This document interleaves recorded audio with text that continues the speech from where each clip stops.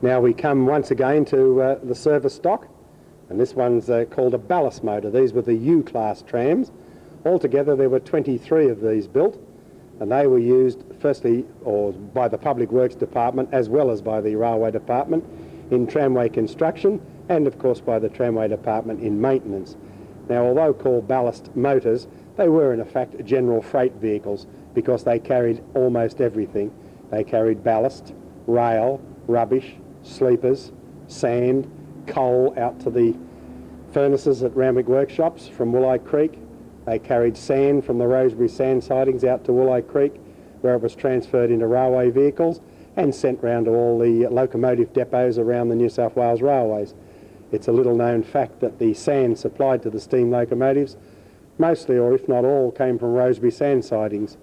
I can tell you I saw those sidings very early in the piece, and those sand hills didn't look to me to be any smaller at the end of the tramway system many, many years later.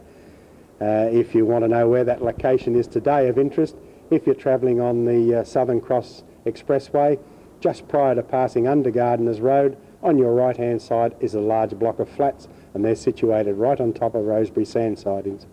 So that sand was used for many, many purposes, and these were the vehicles that would haul it around.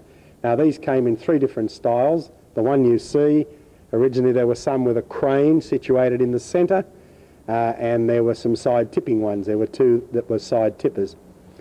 But this particular car has a little bit of a claim to fame, well, two claims to fame I suppose I should say.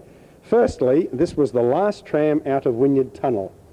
This ballast motor drove up out of the tunnels at Wynyard, and as it passed through the portals out onto the bridge approach, the railway or the tramway line was cut and dismantled. So this became the very last tram out of Wynyard. Now after that it returned to Randwick and it was cut down to a flat top. In other words, all of the superstructure was taken off and all that was left was just the flat truck for towing around the yard, hauling building materials of different types. So when the museum retrieved it, the decision was made by our officers to have the tram restored.